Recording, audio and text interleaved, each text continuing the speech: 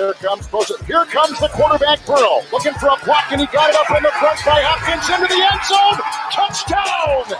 What a skip!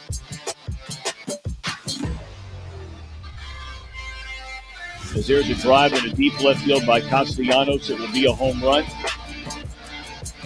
And so that'll make it a 4-0 ball game.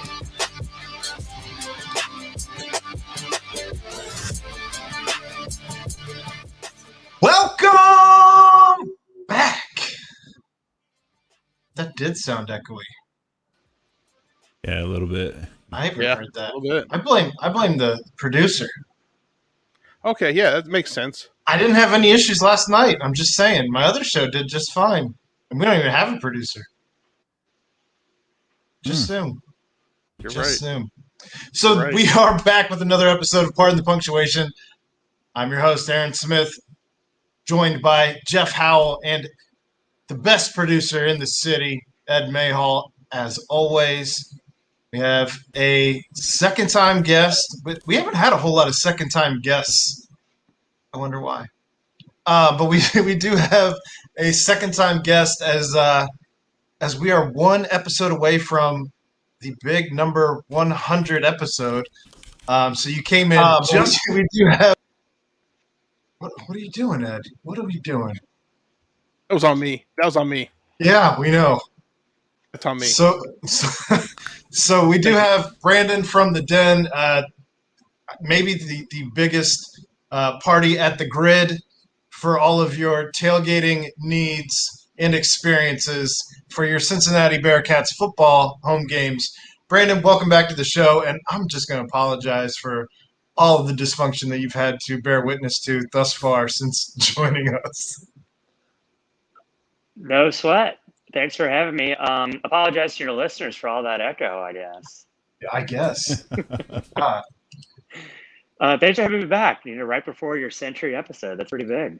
Yeah, we got some big plans for what we're going to do for that episode, but we won't get into that because we do have you here to discuss the fact that, first and foremost, after a year off, we are back to tailgating. So I'm sure you're just excited as anybody to get back on the grid, get some cold drinks in hand, get some food back on the grills, and just party before the beginning of these football games. Yeah, I mean, all that. A year hiatus. We were able to do a couple things last year, to be safe and whatnot. But nothing like the grid set up, the tailgate down on Sigma Commons. I just think with all the anticipation, not only with COVID, but with the projected success of this team, it's going to really come to a crescendo here in a couple of weeks down there. And you, I'm sure, were just as excited as the rest of us were to find out that the AP poll had them ranked at number 8. I was actually a little surprised to find them that high, personally, just because I feel like we traditionally get shit on. So were you surprised to see them at number 8? I kind of was, after, what was it, the USA Today, the week before, they rolled in at 10. I definitely thought they were going to be at 10 or so. 8 is a hell of a place to start for a team in the American. And if they take care of business, that's a great launching point for them to potentially break down the door of this little system we got in college football. It was pretty fantastic to see them one spot above Brian Kelly and his Notre Dame Fighting Irish at number 9. And then, of course, you have Indiana there at 17. Obviously, we're all hoping that somebody else in the American, be it a UCF or otherwise, that Cincinnati's going to have to play at some point during the season, can get into the rankings. So It's just another feather in the cap if Cincinnati pulls out another win. But, yeah, I mean, to your point, it's, just with the coaches poll having them at 11, with some of the votes leaking out before the AP poll was dropped, we saw, enemy number 1 on Mo Egger's show today in Nathan Baird, as he dropped us at 22 for Cleveland.com, writing for the Ohio State Buckeyes up there. What was his reasoning behind that? Did he Yeah, I listened to the podcast. He basically said that it was a lack of talent, which what? Excuse me? I don't That's know, interesting. man. Kirk Herbstreit said that if the Bearcats can beat, well, first of all, he said they deserve to be ranked number 8th, and that if the Bearcats can beat Indiana or Notre Dame, then they will be in the college playoffs. So, and he said to watch out for, okay, my mind's going blank, but they said to watch out for the quarterback for Heisman, Desmond Ridder. Yeah. I've heard of him. Yeah, I think he's something special. Cleveland's in Michigan, so Yeah, we don't claim them. I mean, you also have to consider the fact that we have a first-team All-American in Ahmad Sauce Gardner and a second-team All-American in Myjai Sanders. So, just I don't know what you're talking about. And not to mention, you went toe-to-toe with Georgia last year, and you brought back almost everybody. You lost your 2 starting safeties, and you lost James Hudson, and you lost your punter. Outside of and you lost a linebacker in number 8. I'm blanking now. Thanks, Ed. It's contagious. Terrell White. Thank you. Yep. But yeah, I mean, outside of that, you're returning pretty much everybody, and you reloaded with some freshmen that are already starting to stand out, especially receiver. And I don't know what. I truthfully don't think he had any reasoning other than G5. Everybody makes mistakes, and that's his. He was ready to die on that hill. It was just unbelievable. Like, I was kind of like halfway following some things on Twitter, and I see, the thing out there about them being like 22, and from what I had been reading, I thought that that's where they came in at, and I was pretty furious sitting at my desk, and then obviously that's not where they ended up at, and I realized that it was someone who had no idea what they were talking about up in Cleveland, just trashing another Cincinnati team like they do. So coming in at 8 though, there's no excuses. There are absolutely no excuses on the part of the committee to put them into the playoff if they run the table, and there's no excuses on their end, they ranked us too far back to make it into the playoff regardless of if we run the table or not.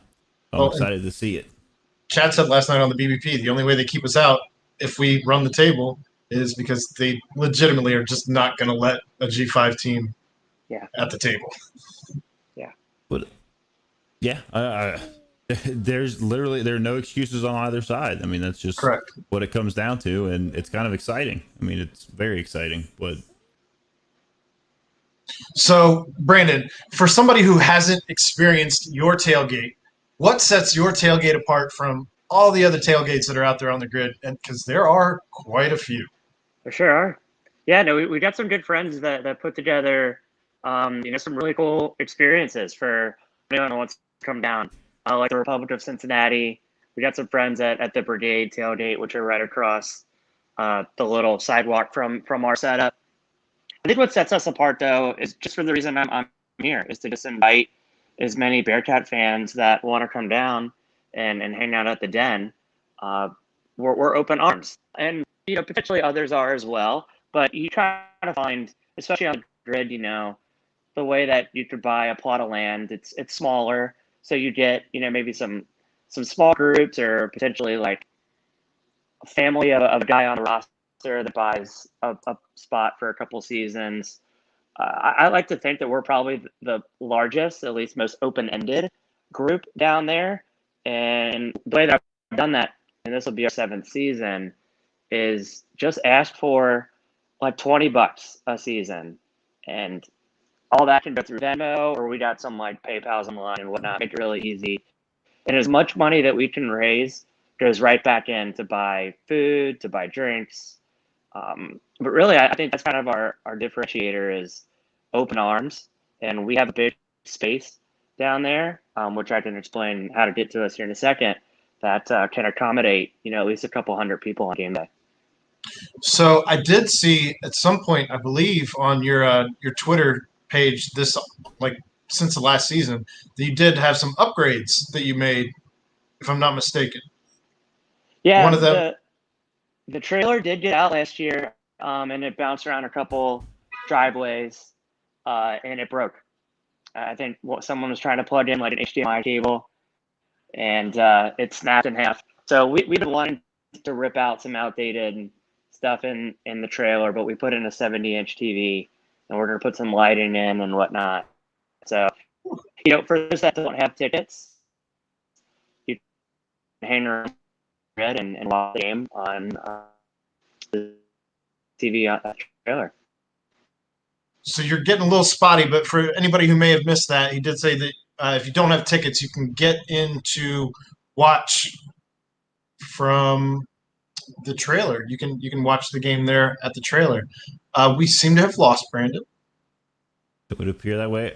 Did he also say it was about a $20 kind of fee to get in?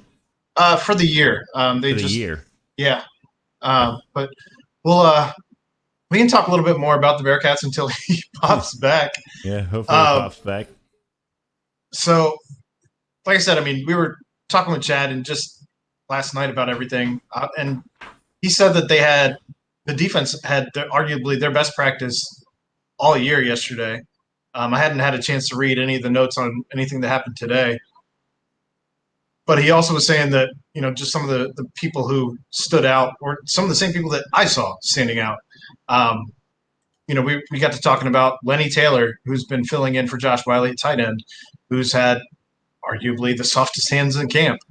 And for a guy who came in, I believe he's the number 7 recruit overall for Cincinnati in their history. It's good to see a guy get some time since Wiley's been the guy since Wiley's been there. You've also seen the wide receiving core, just huge upgrade since 2 seasons ago, and getting to see them kind of stand out. Also, even, with Evan Prater standing out quite a bit since, he's taken those second team snaps there, and everybody wanted to see what Evan Prater was. So you've gotten a chance to really kind of see him blossom since like the spring game. He wasn't anywhere near where he is now, but we do have Brandon back. So one of the questions that came up, just to clarify, it's $20 donation that you're asking for the whole season, not just $20 per game, correct? That's right. That's right. Sorry about that. Not sure what came through or what didn't come through. That's it. $20 for the season, and we raise enough money to get us through 6 or 7 home games. When you were fading out, it was you were talking about that if you didn't have tickets to the game, you could stay and watch the game there on the TV at the tailgate. Yep, that's right. So, pregame we'll have college game day up and whatnot. If it's later kickoff, we'll have the noon games on and everything. It usually takes us a little bit of time to get everything cleaned up. So once kickoff starts, we'll have the Bearcats game on. Excellent. And that's kind of cool because I don't know how many other tailgates are offering something like that, especially with a TV of that size. 70 inches is nothing to bat an eye at. I mean, that's quite an upgrade. So congratulations on being able to, get something like that for your trailer. And again, just another feather in your cap to set you apart from any of these other tailgates that are trying to best you, if you will. So what all does that get you when you're $20? That gets you into the tailgate, and then is there like food to purchase there? Are there drinks there to purchase? Like how does that all work? Yeah, so we're not going to do anything like for purchase that day. It's all donation based. So I'm going to get as much food and whatnot that usually gets us through a decent amount of the tailgate. It does run out. It's kind of tough to get food down to the grid. So for some games we'll do pizza. Some games we'll church it up a little bit and get a larger order from probably a restaurant in Clifton or something like that. I know a lot of the people here are familiar with the Mio's partnership, like with the Bearcat Journal. We've had them as a great partner in some previous seasons, so we'll probably leverage them as well. We do the drinks in a couple different ways. Like I said, all the money raised just goes in for the whole season, as much as we can afford. So I'll get a decent amount of beer, but then we also have these big coolers, these big trough coolers. So what we say is just throw it in the community cooler.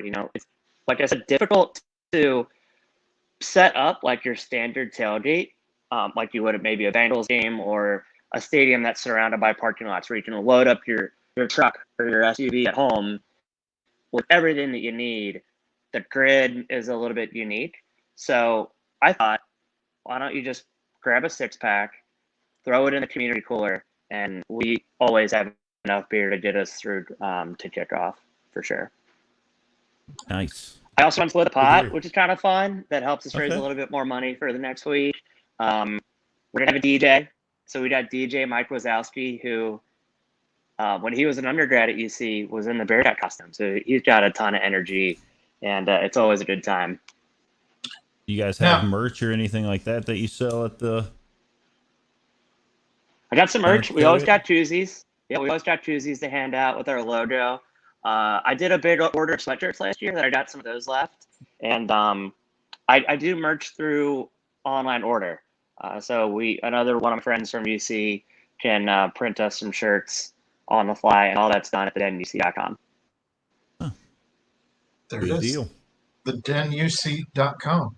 And also, just in case you were curious, you can follow this tailgate on Twitter, and that's at thedenuc. Pretty easy. So outside of that, what are you most excited about as we go into this season? I know you're, as much as you're a host for a tailgate, you're also a fan, and a very big one at that. Sure. So as you've seen, I know you told me before we started recording, you've been listening to the BBP, which I'm assuming that you also involved with Bearcat Journal. So what have you heard, read, seen that you're really excited about going into this season? The team, I mean, the ins and outs and the preparation, I kind of hate to say it, I'm done talking about it. Like, I'm tired of talking about what are we going to get from the offensive line. Like, let's play some football. Like, I'm just ready to get down there, and we know for the most part what we're going to expect from this team. All things, holding true and relatively positive. Barred injuries and unforeseen circumstances. They're going to be in every game. The defense is just too damn good. We've seen that from last year. I'm most excited for the game day experience. As COVID and things we've come out of a lot of restrictions and potentially going back into different adjusted restrictions with the Delta variant. I think everyone's had different moments along the way to be like, this was the thing I was most looking forward to, or this was the thing that I was really seeking from being locked down in 2020 for the most part. You have to think that a Saturday in Nippert Stadium, hopefully, even nip at night, has to be at the top of a lot of people's lists. And for me, I think we've been talking a lot about the football team all summer long, and you can't really talk about what game day is going to be like. You just kind of have to experience it, and that's what I'm most excited for. I'm with you. I don't care if I have to wear a mask. I don't care what we have to do to get back in there. This is going to be my first year in the press box, and I'm really, really excited to get down there and experience everything that Nippert has to offer for me in a different way than I've experienced it before. And just for everybody on the other side of COVID now, or at least the first initial big year of COVID, and making, to your point, the adjustments that we have to make. I'm not wanting to ever be in that kind of a lockdown ever again. Speaking of Aaron being in the press box, I'm predicting somewhere in the neighborhood of the first half of the first game before he is escorted out by Chad and sent back down to his seats. Chad will be on the field. Chad does everything on the field because he's taking pictures. Well, then he's going to have to come. He's going to have to come back up to the press box and remove you. No, Kaz told me already. You get one warning and then after that one warning, you are asked to leave. And I told Chad's gonna find you locked in the janitor's closet like 2 hours after. duct taped like the kid from the airplane. Aaron's bye Brandon. Bye, Brandon. Aaron's only warning came when he ran over to Kaz and told him that there was a lift on fire. That was good intentions, man. He even admitted to me at the scrimmage on Saturday that he would have also thought it was a fire if he hadn't already been told that there was a tiki torch up there. How was I supposed to know?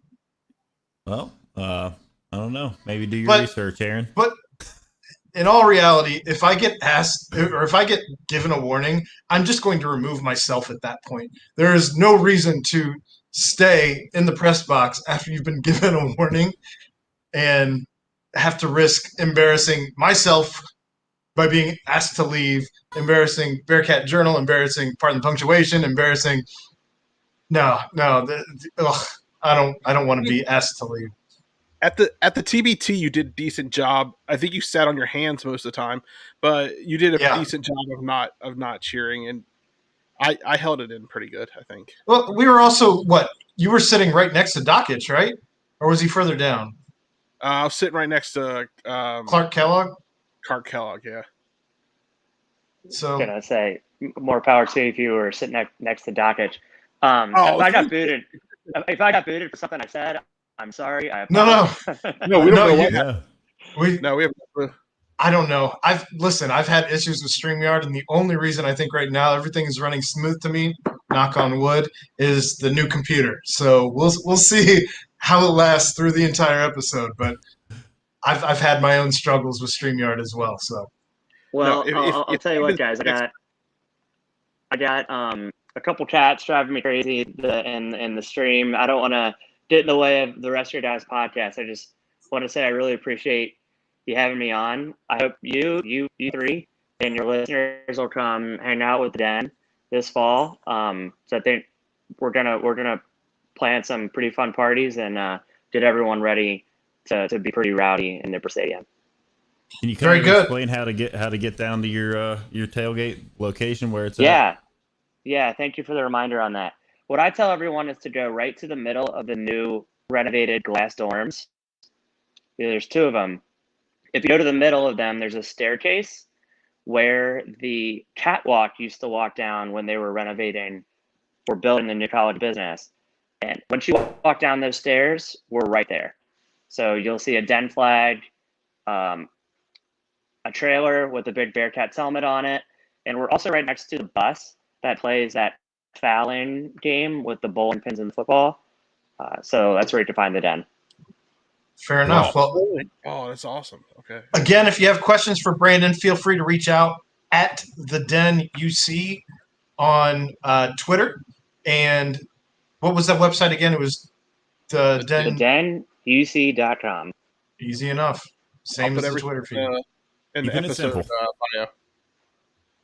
And it'll be in the description of the podcast. So, Brandon, we do thank you for joining us.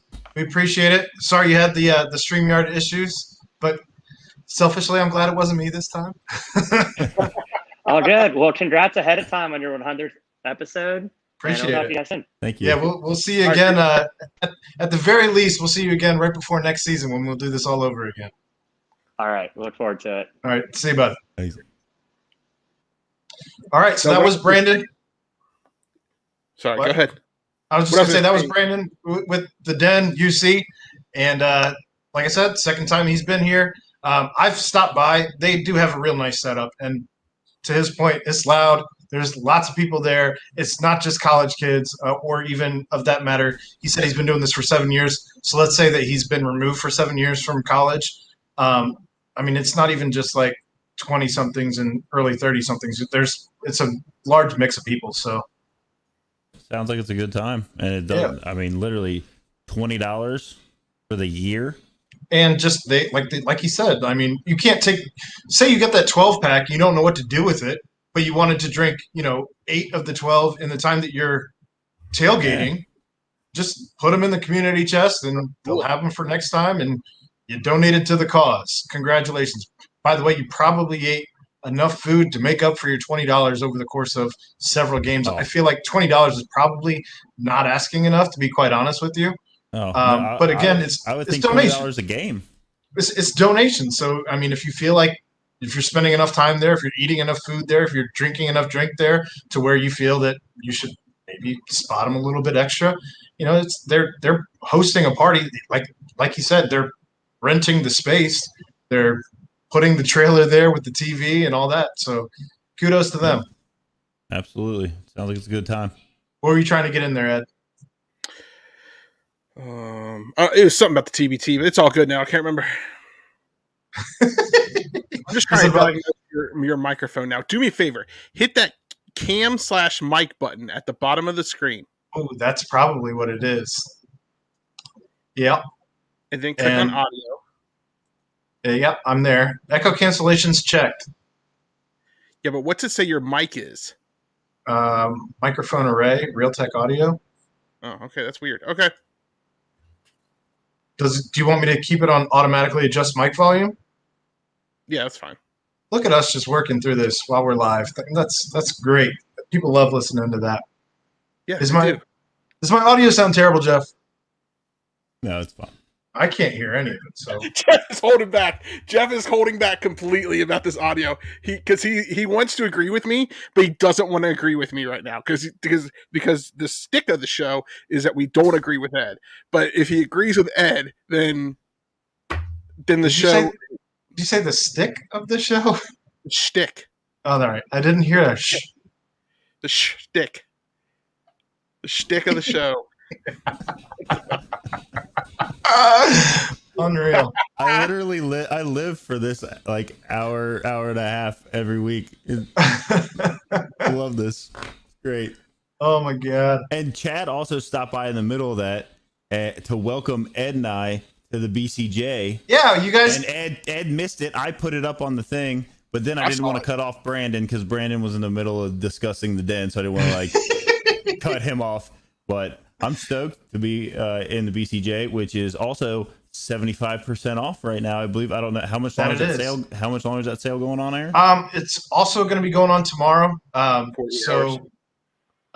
There is still an opportunity to get out there, sign up for Bearcat Journal, 75% off. So you're paying, I think, something like $250 a month. It comes out to $26 or something. I think $26 for the year. $26.98 or so. Stupid. I'm just excited to get in there and read all of Aaron's articles and not have to go fishing on the dark web for them. I've been busting my ass, man. Been busting my ass. So and I hear that the conference realignment thread is bananas. Something like 1,000 pages or something now. I think Dave Simone uses the word savages to talk about the people who just can't get enough talk about the conference realignment. So, yeah, it's there's only so much that you can discuss about conference realignment. I mean, I've done podcasts where we've talked about it for, 5-10 minutes. I mean, we've talked about it on the show for maybe 10-15 minutes. Like, yeah, 2 weeks how much more can you talk about at this point? Like, hey, I just found the members board. Oh man. I apologize in advance, Chad.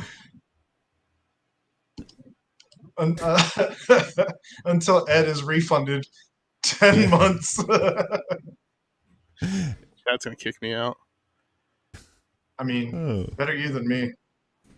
It'd be awful if you got kicked out, Aaron, as an employee. You wouldn't even be able to read what you post. That'd be real awkward for all parties involved. Yeah. Right. I feel like that's what happens, though, if I get kicked out of the press box.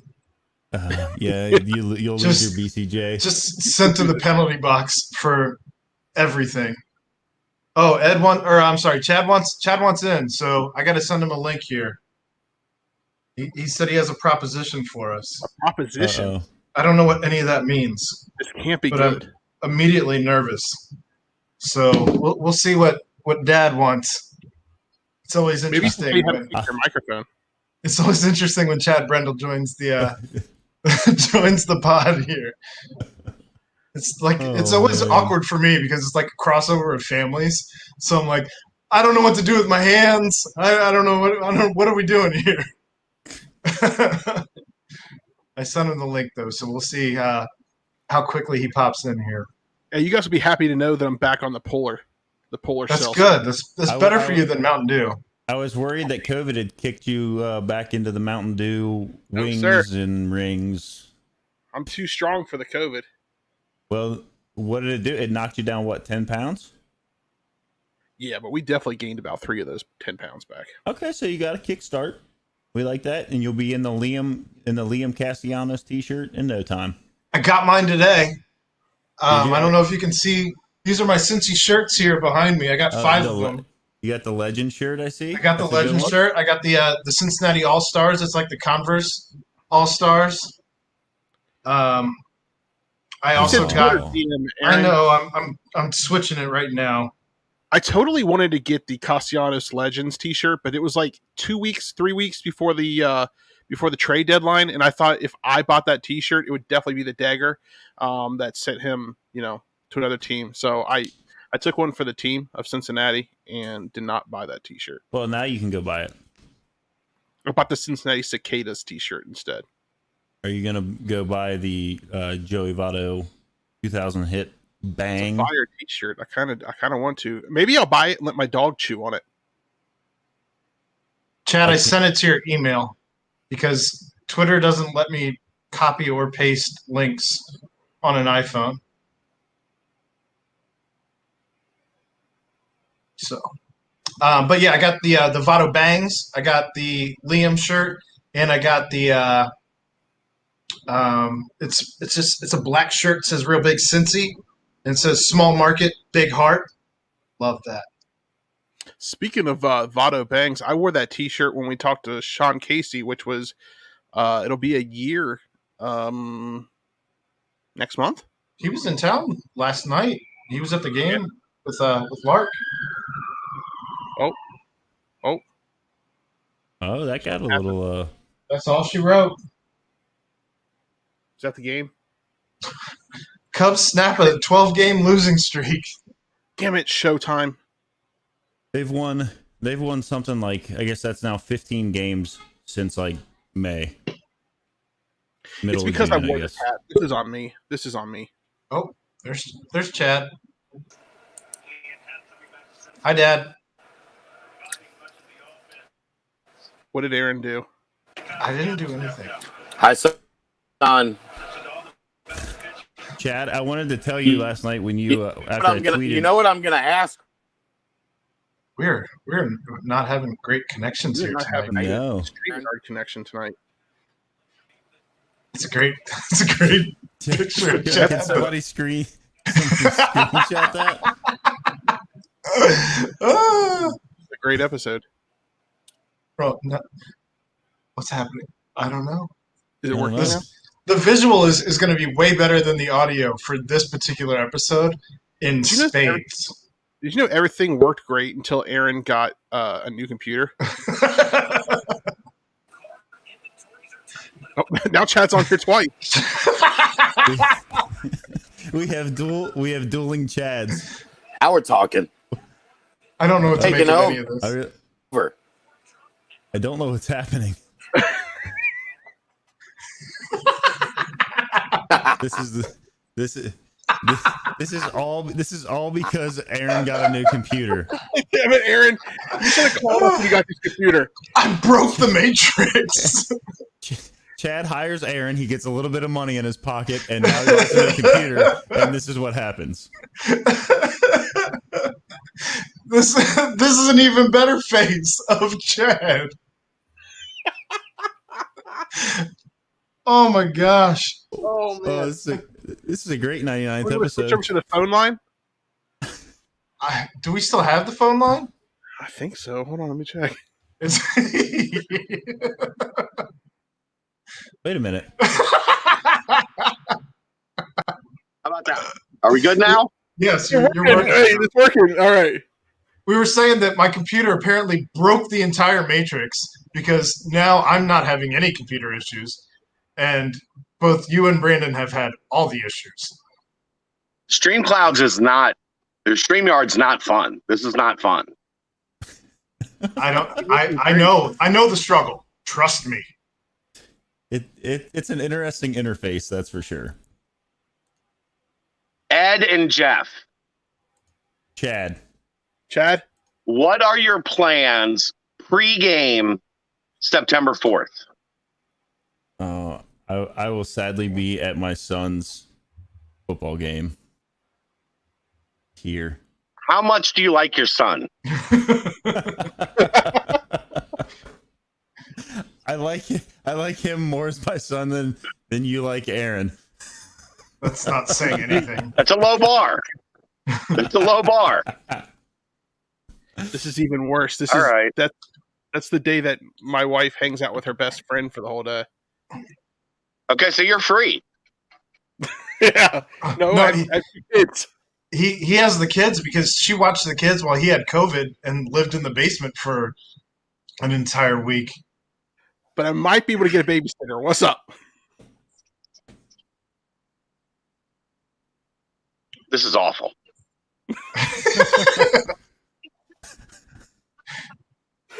All right. Well, I was gonna have a pardon the punctuation takeover of the very first BCJ live broadcast from Mio's, but you guys can't make it. So sad, man. Can we move the UC game? Can we talk to Coach Fick about that? I'm just gonna have to. I'm calling. And this show's so off the rails already. I love it. This is the best show we've done to date. There's nothing that I would like better than this to be our 99th episode and not our 100th. Hey. Yeah. I have you on speakerphone. Can you guys hear him? Yes. Okay. I mean, I've got immaculate internet reception, so I don't know what else I need to do here. I don't know. I have no words. I've struggled since day one. Well, I was going to invite you guys to take over the live show at Neo's 2 hours prior to kickoff for the Miami game. So I'd only need you for like an hour, from 1:30 to 2:30. And you can take over and get the pardon the punctuation name out there at Neo's and host the show. But if you guys are busy, I understand. I mean, I will talk to the parents about babysitting. They're well, Ed's saying he's going to talk. And Jeff, I think his football game should be over by like 12:30. He's saying the football game should be over by 12:30, so he's trying to figure out how he can make it work also. And you can bring kids to Mio's. I bring my daughter to Mio's all the time. And the game's at Lunkin too. But they can come. Well, Jeff's game is at Lunkin, and Ed is basically validating your point. He did a check mark with his finger, or is pointing as if to say that's a solid idea. That's a solid idea. Well done. So it sounds like you guys talk it out. Sounds like there's some conversations that need to be had with spouses and kids and potential hurt feelings. Well, I'll go back to listening on the headphones. Okay. And I'll type anything in the chat that I need to type. Fair enough. Well, apologies for I don't know what the hell's going on with everyone's connection, but the three of ours, we've apparently sabotaged any and all guests for this evening. And again, this entire episode is going to be so much better on the visual YouTube. on YouTube as opposed to the audio platforms this go round. Unbelievable. So what I'm thinking here is we need to find a way to get our BCJ X PTP live show to happen. It sounds like it's the invite's there. I'm thinking. I think. I mean, if it's 1:30, that's an hour from the time. I mean, I think I should be able to do that. Like you said, I'm gonna have to. I mean, Carrie's asleep now, so I'm gonna have to. I'll, have to tell her tomorrow. But I think I can make that work. That could be a lot of fun. It very well could be, and I think we already have our episode. As we do feature the Den in this episode, but I don't know how you don't call the episode PTP joins BCJ. BCJ X PTP. Isn't that what the cool kids do? Crossover? I don't know. I'm old. I'm 37. So. Well, I'm actually still hip and with it. So according to the TikTok, I think, that's how you do it. Is that the crossover? I think it. Well, I mean, I'll check with my TikTok peeps. But yeah, I'm pretty sure that's how that works. All right. Number one producer in A right there. I'm going viral this week. So you had more than like 10 likes? Something like that. Yeah, it was a solid TikTok, I think. Yeah. What did you get up to? Looks like 175 views. That's not viral. Okay. Well. Oh no, this one had 563 views. Also, I don't think viral. Nope. No. Well, I suck then. PTP X BCJ X Mios. Ooh. That is a solid. Yes. Oh, apparently one of my videos was tagged for COVID information. That's good stuff. All right. So Reds? The Reds, they dropped one to the Cubs tonight. And against Hendricks, who I don't know if it was over his career. I know at one point they dropped a stat in the game. And I don't know if it was over his career or this season. I believe it was just this season. But I could be off with that. In any case, his ERA against the Reds had been like 8 point something, ridiculous. I don't know how you blow. I feel like this happens often, not just with the Reds, but with any team that scores like 14 runs against anybody, where the very next game it's like, what the hell just happened to the bats? And tonight was one of those games, unfortunately, almost like a trap game, if you will, where just you expect to win, especially after you just beat the brakes off the Cubs last night, even though Hembry tried to make it a game. And all of a sudden, you drop one after even a fantastic outing by Vladimir Gutierrez, which I know we talk an awful lot about the rookies being Jonathan India and Tyler Stevenson, but Vladimir Gutierrez has put together quite a season for a rookie, and a rookie that nobody really expected anything than a spot start from him. He was not really like very good, if I recall, before the COVID season, where it seems like a lot of these rookies kind of went to the old the workshop, put in the work, made whatever adjustments they needed to make. And he's come out, I believe, going into the game tonight, he was like 8-3 this year. He is like encroaching on 80 innings before that's before the start of tonight's game. Sure. And really gave up it ended up being 2-1, right? So, I mean, he allows 2 runs. You would expect that the Reds would be able to make that stand up, that they could, win a game where the other team scores 2 runs, where you get that kind of, outing from not only your starter, but the bullpen. I mean, the bullpen held it together, and there were a couple jams that they had to get out of, and the Reds had their opportunities. They left the bases loaded, I think, once, and first and second or first and third at least once. So Baseball Reference hasn't updated yet, I don't believe. And Gutierrez, 8-3, 3.95 ERA in 14 games. And that includes like 79 innings or something. 79.2, 58 strikeouts, only 33 walks, 1.331 whip for those of you who are into some of the advanced stuff. No, he 6.6 strikeouts per 9. I mean, he has been better than really. I mean, when they brought him up, I mean, that's a guy that they bring up and they're like, I believe he ended up sliding into Jeff Hoffman's spot Correct. Is that where he, and like you said, kind of, he's going to make a spot start here or there or whatever. Maybe we'll move him out to the bullpen. Like, who knows? But he's stuck, and he's done very well. And like you said, you talk about the rookies, and the names that come up obviously are going to be Jonathan India, are going to be Tyler Stevenson.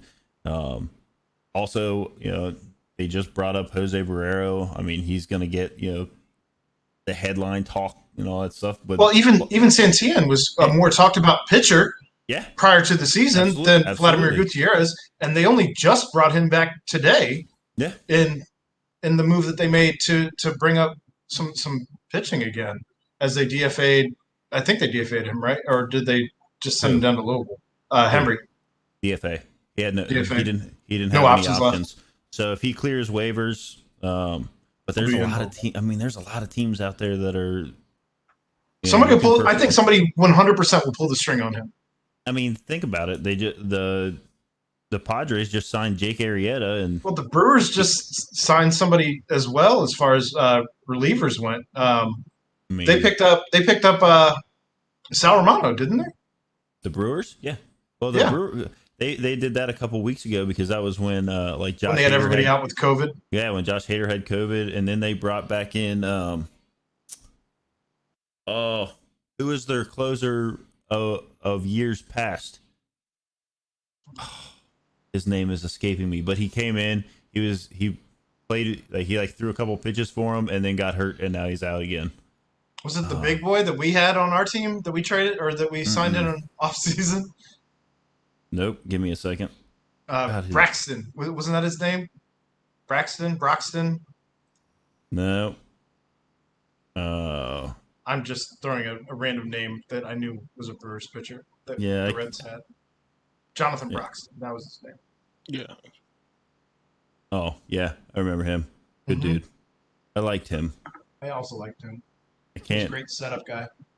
The name is escaping me, but I mean, they were literally pulling people off the pile a couple weeks ago, and is what it is. Like everybody's got to run on needing pitchers, and some teams are 1 injury, 2 injuries away from being not so good, and we're seeing it happen. I mean, between the removal of sticky tack and injuries, some teams are not looking as good as they were at the beginning of the season.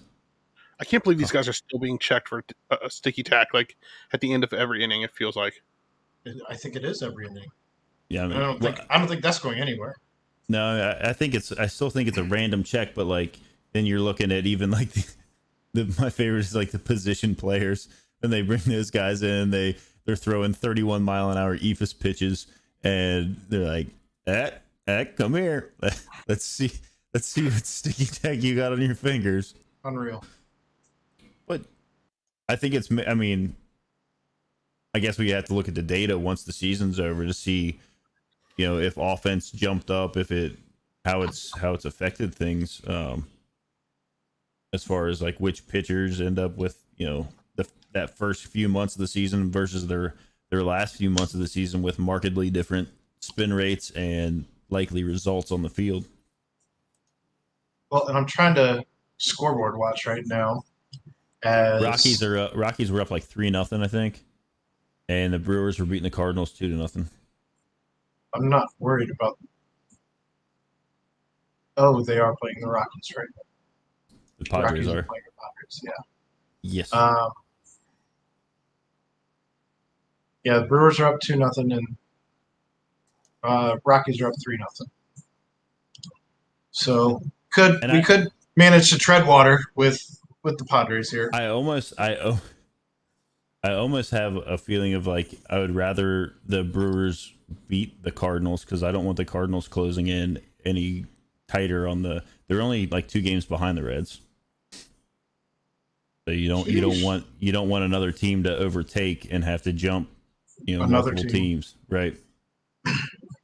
It's much easier to have to worry about watching one team's scores in the wild card and then in the division. And obviously we have the series against Miami coming up here. And then you got potentially a chance to make up some ground as you travel to Milwaukee. And then you get Miami again before hitting St. Louis. And the schedule gets relatively easy as your next few series are at home against Detroit. Ooh.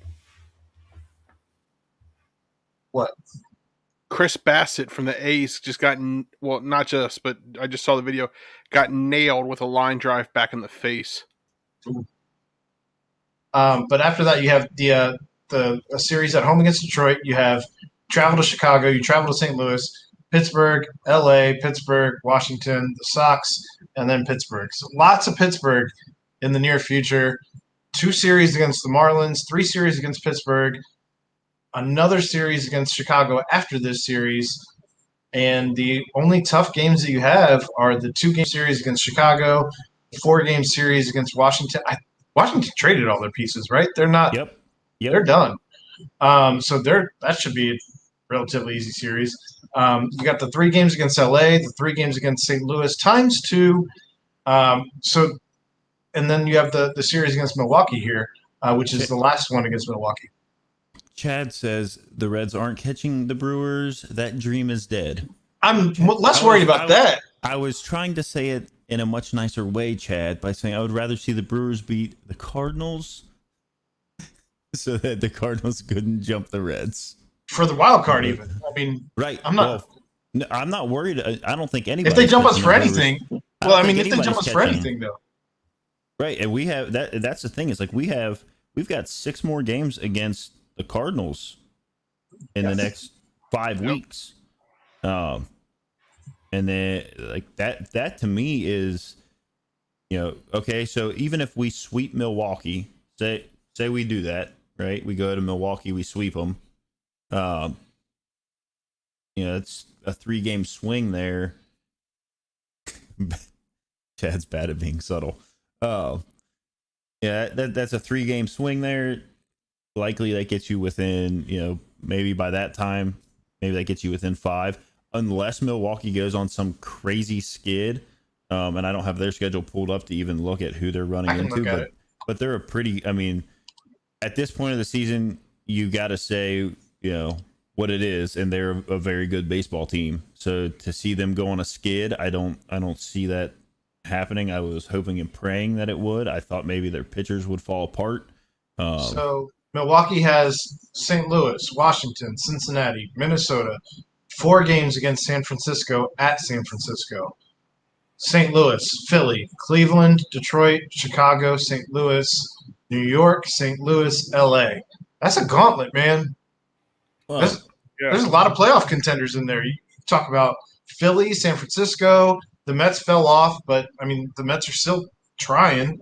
I don't know that the third last series in the season is going to matter at that point to the Mets, but you got 1 against LA to end the season, which they could potentially be vying for best record in baseball. That's crazy. That's crazy to me that they can still be doing that when they lose basically their ace at the beginning of the season. 2 against St. Louis, 2 series against St. Louis. Yeah, that's none of that's and 1 against the Reds. I'm not saying that they have an easy schedule coming up. I'm just saying I think that they are legit and that they're good. It pains me to say it, but I don't know that their pitchers are going to fall off like I thought they would. I mean, I think I read the other day that they've basically at the beginning of August, all their starting pitchers had hit like career highs for innings pitched in a season. Well, and they seem to continue to just be rolling right along. But keep in mind that we're in the end game, if you will, where a lot of these teams are kind of in the swing of we're roughly about 10 games into what was our 60-game sprint last year. Mm-hmm. So how many injuries did we see even in that 60-game span last year all around? And granted, like it's a different thing coming out of spring training and going into full games and where you're playing every day. So it's a little bit different, but crazy things can happen over the course of 50 games. You're also now, instead of looking at coming out of spring training, I mean, you're looking at what coming in the last. You've played 2/3 of the season. You know, you've got the wear and tear of 110 games. I mean, everybody does, obviously. Right. So you're right. There could be some crazy things that happen. I mean, we saw kind of a crazy thing happen at the end of last year where the Reds went on a tear and snuck into the expanded playoffs. Well, and they also don't have the expanded rosters like they once did. And now you're only going up to 28 instead of going up to 35 or so whatever it was. Yeah. I don't know. It's interesting. I'm excited that it's exciting to be excited about Reds baseball in August when the season doesn't start in August. We're still in the conversation. We're not out of anything. Right. And I mean, like, here's the thing: is like, so they dropped one to the Cubs today. Does that suck? Yes. Should you be beating them up? Yes. Win the series tomorrow. Miami comes to town. You know, win 3 or 4 there. Hopefully sweep, but let's not be too greedy. And then you got to go to Milwaukee and roll into Milwaukee and take care of business as best as possible there. But you can't phone these games in. It kind of felt like a little bit of phoning it in. I think we can just show up and win kind of a game today. The other thing is, I think that's because you scored so much last night. I think it became a trap game. But then the other thing is as bad as the Cubs are, people want to say it's a AAA team. It's this, that. They're still professional baseball players, and they've lost 12 games in a row. Like, I don't know that. It's hard to keep beating. Like, those teams are gonna find a nut, whatever you want to call it. Well, there's a lot of those guys that are playing for their careers. Like they're trying to make it. So they're guys that didn't have an opportunity 3 weeks ago. There was a guy that they brought in one of the trades, I think, to San Francisco, who was like, a few weeks ago I was in AA ball out and wherever, and then he found out from a fan. I can't remember his name, but he found out from a fan at his AA game or AAA game, whatever level he was at. They're like, "Yo, bro, you just got traded," and he was like, "What?" He said he ran into the dugout and he was like getting ready, and like nobody down there knew, and he grabbed his glove after they had their round at the plate there. He grabbed his glove to go back out on the field, and he was like almost back to his position, and his coach like came running out and was like, "Nah, you gotta come back." I mean, it's kind of like Puig against the Pirates in that fight, where he had already been traded. Yeah, and he's out there getting himself suspended for his new team, the Indians. So yeah, but then he's like, and then I come here, and all of a sudden, bam, they one game in their minor leagues, and they're calling me up, and now I'm playing in Wrigley. So I mean, to your point, these are guys playing for their career. I mean, for some of these guys, it might for real be the only time that they get a chance to play Major League Baseball at the highest level. And next year they're packaged in a deal and sent somewhere else, or they never make it back to the big leagues. And they're doing it in storied Wrigley, which, I mean, let's be real. If you're a baseball player, to be given your first opportunity in Wrigley, that's a big deal. Did you guys see the video this week? Was it Arizona? Guy no hitter. First game. First big league game, throws into a hitter, and his dad's in the stands. That was crazy. Tyler Gilbert. Yeah. I was at the Counting Crows concert with my wife, and I got an alert on my phone. I'm not like a huge Counting Crows fan. They're enjoyable. Time out. What's that? Your first concert after COVID was the Counting Crows? I don't like concerts, Ed. Long December is the best song that they do. My wife, A, loves concerts. B, loves the Counting Crows. Happy wife, happy life, Ed. He's winning at this husband thing. So I went to the Counting Crows concert with my wife, and we were in the pit, like 8 rows back from the stage. They put on a good show, but I got an alert on my phone that there was a no-hitter going on. Wow. So you went to go get a soda or something to see if you could find a TV screen? No, I pulled out my phone in the 8th row of the Counting Crows concert, and I watched the end of Tyler Gilbert's no hitter. And then I like bumped Carrie, and I said, "Hey, look at this! This guy just threw a no hitter in his first major league start, and his dad's in the stands." And she said, "I'm enjoying the concert. You can talk about that later." She said, "Mr. Jones at me." She did. It is one of the few times that I ever hear my wife sing at the top of her lungs is at Counting Crows concerts. That's fantastic. Is she available to sing for us right now? No, she's not. She's sleeping. We already went over this. Man. Oh, we did that part. That's so Chad did throw in the chat. Since May 29th, the Reds are 43-28, which is, for those of us keeping score, 15 games over 500, and have gone from 7 games behind the Brewers to 8 games behind the Brewers. Chad really knowing how to bring the mood down. Well, to bring the mood up, there was some big news that dropped yesterday, and I would be remiss if I didn't bring it up. The Reds, and Mo Egger may have been the first on this scoop, as he did a little bit of homework looking at some schedules and what have you. But the Reds and the Cubs are going to be the next 2 teams that are going to be playing in the Field of Dreams. So that's amazing. Ed, I feel like this is right in your wheelhouse. So what was your initial reaction when you saw that? I've never had such an urge to go to Iowa. Did you see what the tickets went for this game? No, what did they go for? Well, because there's only 8,000 seats in the stands. So tickets were going for $4,000 a pop on the resale. I will not be going to the game, apparently. I was going to look up Airbnbs tomorrow, but at that price, that's... I'm pretty sure the rules for the game this year, at least, and they may keep it this way, it may change up, but you had to be an Iowa resident, and I think there was a lottery, and then each team, I believe, got allocated 1,500 tickets per team, which I'm sure would go into a lottery for their season ticket holders, which... Well, and they kept it such a big secret. No one really knew this was even happening prior to it happening. You know what I mean? No one had been really talking about it. It wasn't out there. I didn't see it anywhere in social media circles or anything like that, to where or at least not any ones that I'm privy to, where they just were talking about this game until all of a sudden it was upon us, and we're like, oh, by the way, here's your Field of Dreams game. Everything you ever wanted. You mean the one that was this year you hadn't heard about? Yeah. Oh. What did you guys think of that game? I thought it was amazing. I watched Field of Dreams every single time I went over to my grandparents' house growing up. And I love that movie.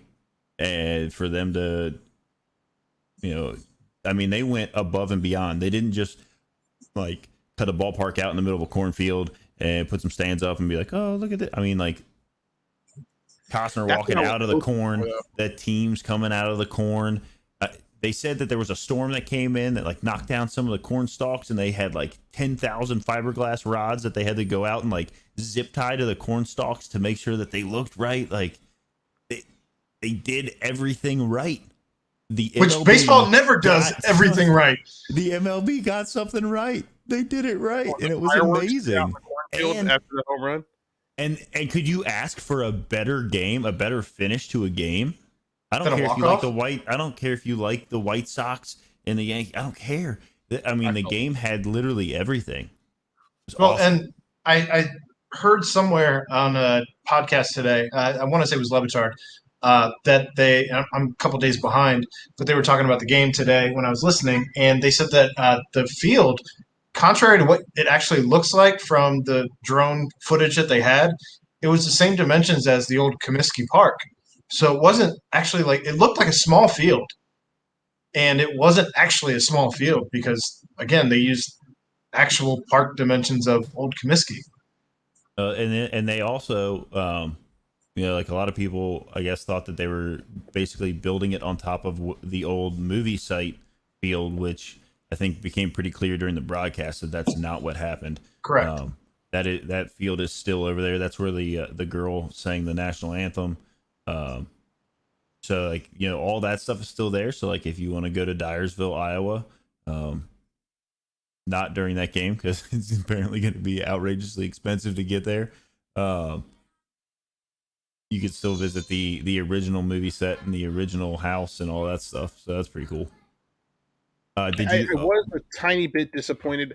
I thought, and I'm embarrassed to say that I was disappointed because after going back and rewatching, it was a great game. It was a great setup and everything like that. But I was really kind of hoping that it would be that kind of small, intimate setting where, the players were in a chain link fence, dugout, and they had. No, that's when they do the Sandlot game. I mean, and that would be sweet too, by the way, or the backyard baseball on the computer, or the one that the baseball field they created on Hey Arnold.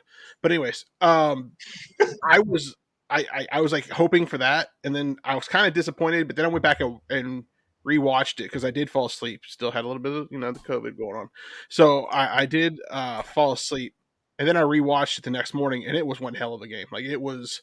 They did. You're right. They did do it perfect, and we don't get to say that often. I mean, the dugouts were just like wooden lean-tos. I mean, it was it still had that intimate feel, and there's only 8,000 people that are there to watch it. I mean, it still sounded loud as shit. Yeah, it did. It did. It was, and I also have to bring this up because I saw it on Twitter, and it was one of my not favorite people on Twitter. Darren Ravel. Did you see what he said, Aaron? I didn't. He said that the game should not have been awarded to the Reds and Cubs, that it should be a permanent White Sox game, and then they should just rotate whatever opponent to play the White Sox, fine. Because that movie had nothing to do with anybody else other than the White Sox. Fine, that's fine. If you want to do that, I'll make you a trade. Give us our first game back. There it is. That's exactly what I was going to say. Exactly what I was going to say. Darren. So you can have it be just that. That's fine. But then opening day should be, I don't know, the first team that was ever playing baseball. Right. Give us that back. And by the way, the team that has the biggest party for opening day in all of baseball and do nothing but Reds coverage that day. We're the only game that plays that day, and Absolutely. Do all of your coverage from the rooftops because that's the only place that you fit in when you come into our city while we're partying our asses off for opening day. Aaron. That's what I have to say about that. Ed, you should look at the timestamp for that because that was a great clip. If you don't clip that and put that on Twitter, I'm going to be mad. That was a good one. So anyway, yeah, I saw it. I got really upset while I was looking at my phone. I'm like, who are you, Darren, to be saying that the Reds don't deserve to be in this game? I'm with you. 100% with you on that. So it's going to be a great game for Major League Baseball. Rotate all the teams through it. Who cares? And go with some awesome old school uniforms out of everybody. Well, because we got spoiled last year as opposed to everybody else with all these 150 years because we were the first team.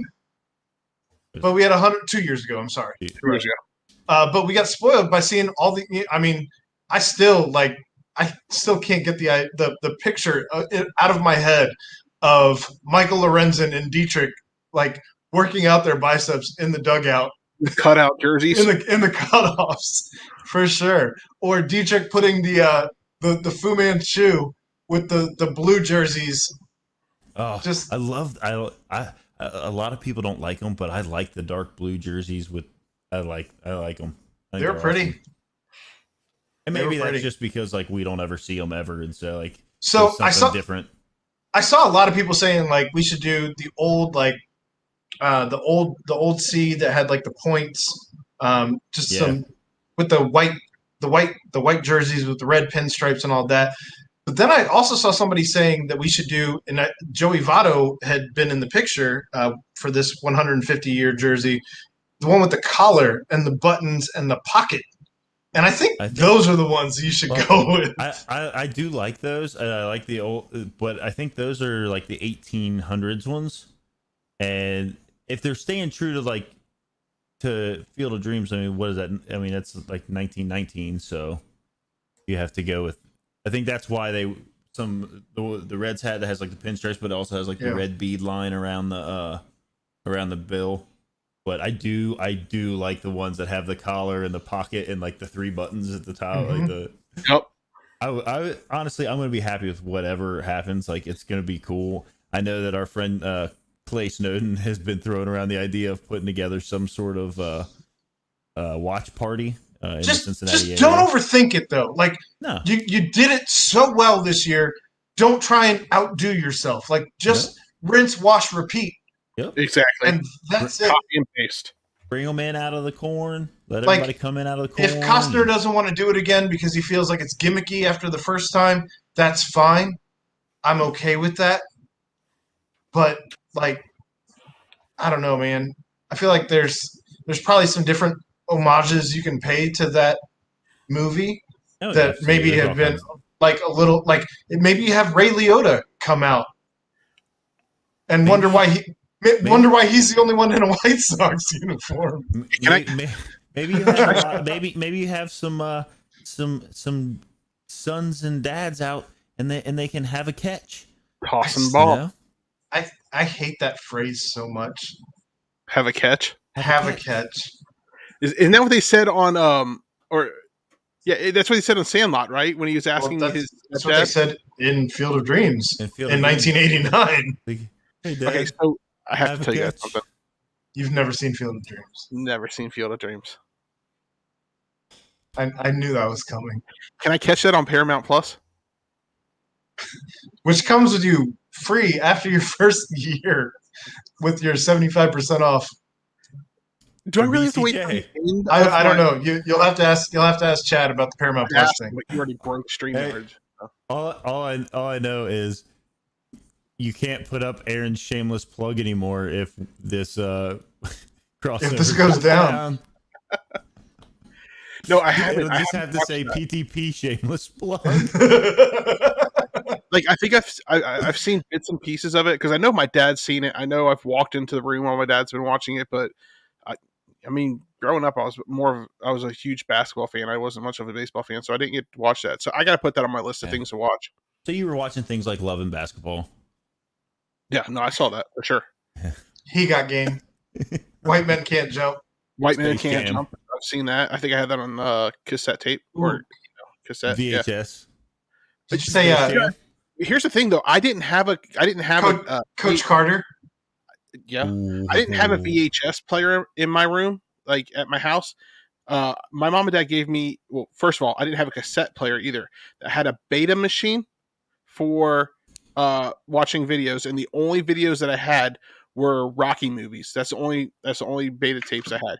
And then I had an 8-track player for stereo. Basketball diaries, Chad says. And the only thing I had was Queen on 8-track. And I think Guns N' Roses. How old are you, Ed? Shit, almost 40. I mean, I could tell you how old I am. I have to do math first, so hold on a second. Oh, no, that's okay. You're 30, on. 37 or 38. Anyway, I don't want to do the podcast injustice by just listening to Ed do math. God. Next thing you know, Ed's going to have his shoe off, counting his toes. All right.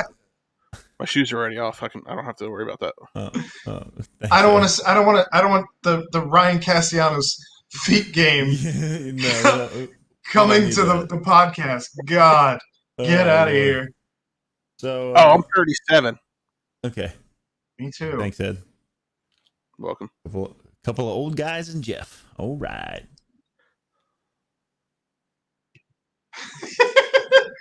Chad said, I'm 43. My family was fucking rich compared to Ed's existence.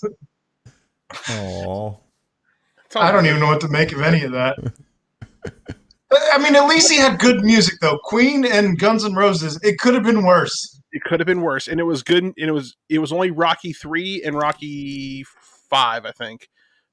So I grew up on like Wink 94.1 adult contemporary with like the sweet sounds of Lionel Richie and Michael Bolton, and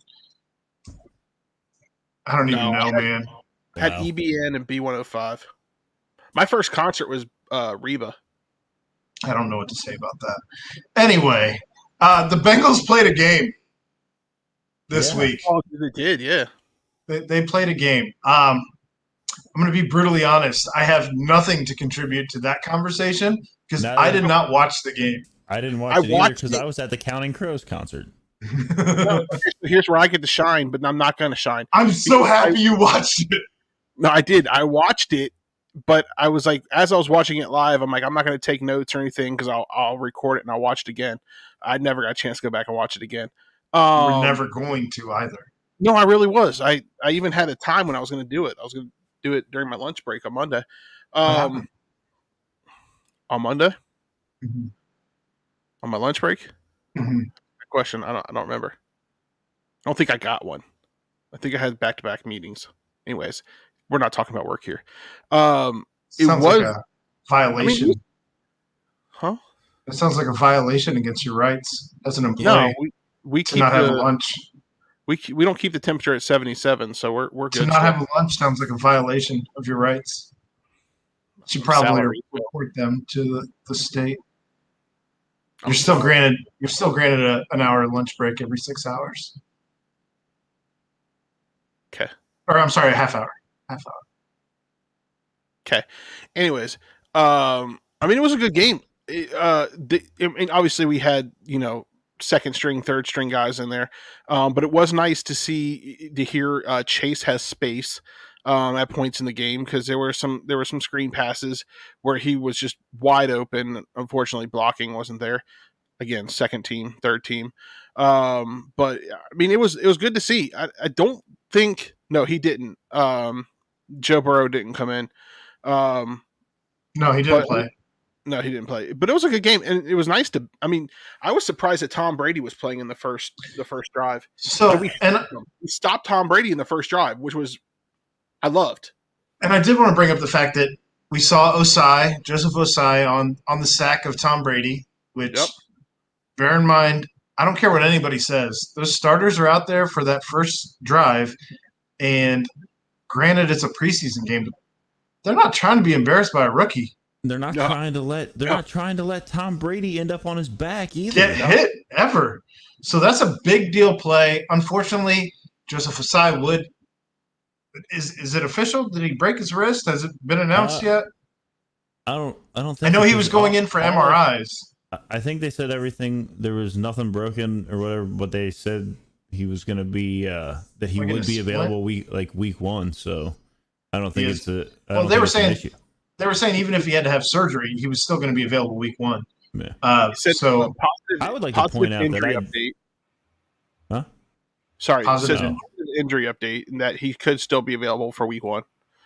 I would like to point out that we all concluded. I believe it was the Bengal Superfan show that he was one of the names that we all agreed on as like the kind of the steal of the draft. What we thought could potentially end up being the steal of the draft just because of his motor and the way that he plays. And it seems like from that first game, even though I've seen highlights and things from it, but not like I didn't watch it. Seems like we might be able to put that in the PTP was right box. Yeah, there's not a whole lot in there, but no, it was. I mean, to your point, he was ranked as a top 40 player, and the Bengals get him there in the third round. So kudos. I feel like the third round is where we've had. I mean, even going back to Marvin days, we've had a lot of steals in the third round, third and fourth round even. Because I think like Pekka was a fourth round guy. Geno Atkins, I believe, was a third round guy because of his size. I think Carlos Dunlap was a third round guy, if I'm not mistaken. There's just been some dudes that we've swooped in the third round there. So it's been it's good to see them continuing to grab another third round. Jesse Bates may have even been a third round guy. I think so. Yes. So just a lot of third round love there from these Cincinnati Bengals. they're very good at killing the middle of the draft. The early rounds, kind of depends. A lot of them get injured early on, whether they're career ending or not. But yeah, it's good to see this one, another one pan out. And I think they announced that Burrow also would not be playing in the second preseason game. Correct? Am I right on that, Ed? He shouldn't play in any preseason game. He shouldn't. I agree. He shouldn't play in any. See, maybe I want him to get a drive or two, because do you really want the first time he takes real contact from some other player being in that first game against the Vikings? Like, he did it. He did it last year. I know, but he wasn't coming off of an injury like this. No, he was coming from college. Yeah, but he wasn't coming off of an injury that he just had to rehab for the last year to get back to where he's at. Like, that's different. Anytime that one of these players gets a knee injury or something, like, they all say that they don't feel fully comfortable until they get that first contact. Now, do I want him to get like unloaded on by some rookie that's out? No, but it probably won't be a rookie though if you're lining up ones on ones. Yeah, like, do I want him out there against somebody that's like trying to make a name for himself to make a practice squad somewhere? Probably not. But I think he put him in to have maybe a drive or two. Yeah, at against some point. Dolphins. Like, I mean, the Dolphins are soft. I don't know. We've talked to Ryan Castellanos about that, but solid tag, Ed. That was a good jab. I mean, they are soft, but I think I agree with Jeff. I think you do have to put him in at least for one play. Let him get that first hit that's not in a regular season game.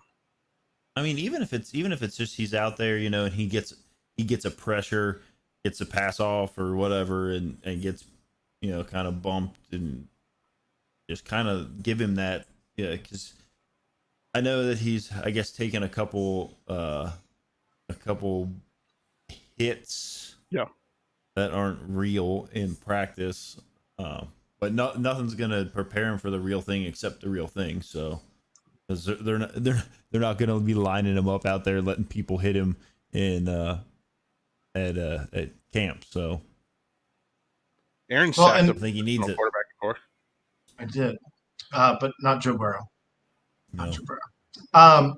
But he did have a 40-yard pass in camp today. I saw T. Higgins was doing some toe drags today in camp.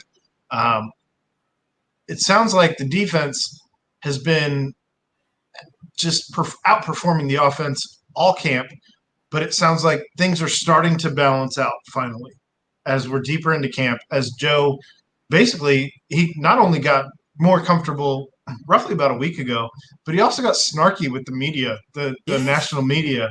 I love it. And he was just kind of like, yeah, but did you see this too? Like, what, like, I mean, we corrected that.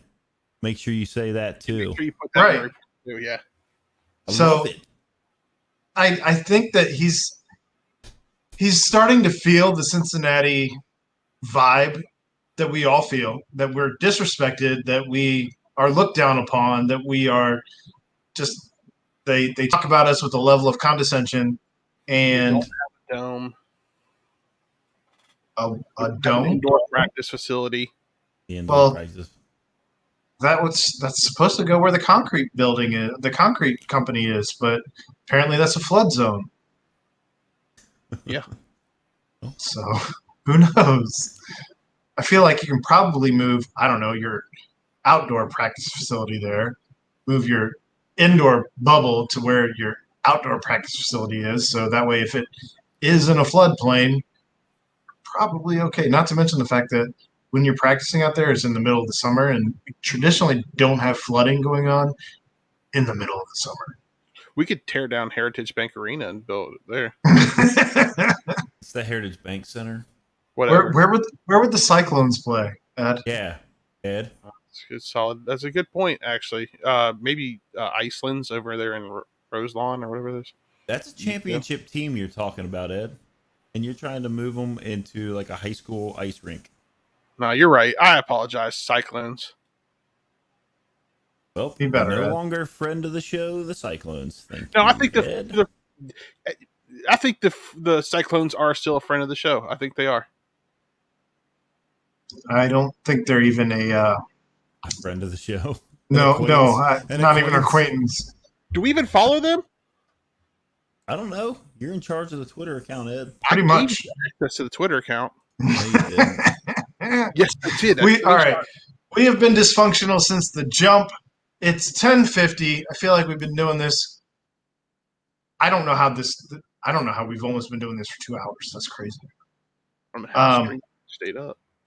Be sure to check out at the Den UC. Thanks again for coming on the show, Brandon.